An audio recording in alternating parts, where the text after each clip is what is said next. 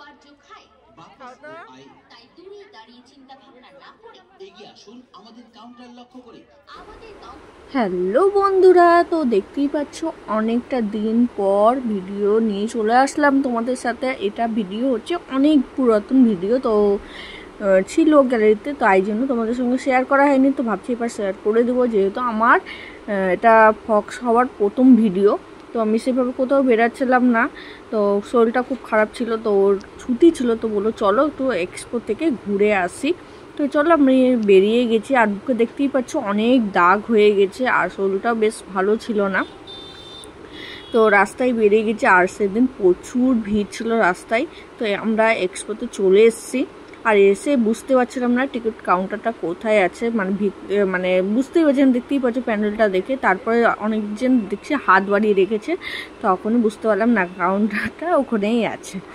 তো চলো, আর মুখে তো বুঝতেই পারছো আমার ফক্স হয়েছিল, তো অনেকেই জিজ্ঞেস করেছিল মেসেঞ্জারে, তো সবাইকে বলেছিলাম। তো আর কিছু, এটা তো নতুন করে বলার কিছুই নাই, তোমরা হয়তো বুঝতেই পারছো। আর এখানে এক্সপোটা চলে এসে আর প্রচুর ফাঁকা ছিল, মানে সেভাবে ভিড় ছিল না। তো আমরা ভিতরে চলে গেছি টিকিট কেটে, তো দেখতেই পাচ্ছ। আর এখানে এবার অনেকটাই আলাদা করেছে, যেমন দোকান থাকে, সব খাওয়ার দোকান থাকে সাইডে, তো সেভাবে দোকান টোকান ছিল না।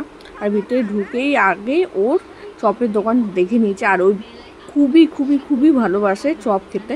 আর এই জায়গায় পাস করা চপ পাওয়া গেছিলো, তো ওর মন আর মারলো না, চলে গেল। আমি বললাম পরে খাবো, তো না আগে খেয়ে তারপর মেলা দেখবো।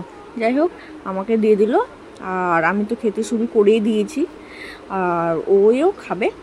তো ওকে বললাম আগে আমি খাই, খেয়ে দেখি ভালো লাগে তো আবার নিব। তো যাই হোক, তো ওও খেতে শুরু করে দিয়েছে, তো বলছে খুব ভালো আছে, যে আবার একটা নেবে। আমি বললাম একদমই না, আর বেশি খেতে হবে না, চলো অন্য কিছু খাবো।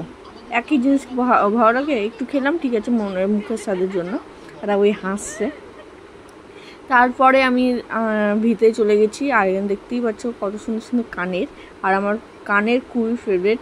তো আমি এখানে এসে দেখছিলাম আমার মনের মতন বা কোনো শাড়ির ম্যাচিংয়ে, বা এবার হয়তো ভেবেছি পুজোতে ভাই এই রঙের হয়তো কালার মানে শাড়ি মানে আমি যে কোনো কালার শাড়ি কেনার আগে আমি ভাবি না এই কালারের শাড়ি এবছর কিনবো। তো সেই মতন আমার মনের মতন দেখছিলাম কানে টানে। আর এখানে দেখো মেলার মধ্যে কত বাচ্চাদের মানে ওঠার, বাচ্চা বলবো না, সবারই ওঠা। তো ভালো লাগছে দেখতে, যেহেতু আমি এইসবে উঠি না। আর তারপরে আমরা পাপড়ি চাট নিয়ে নিয়েছিলাম ভিতরে।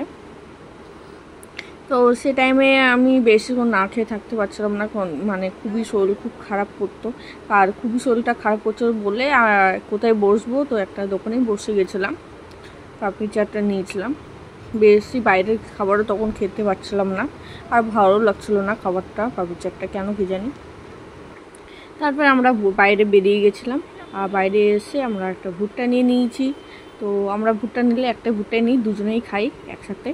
তো ভিডিওটা এখানে শেষ করছি, ভালো লাগে লাইক কমেন্ট সাবস্ক্রাইব করে দিও, আর ফলো করে দিও। টাটা।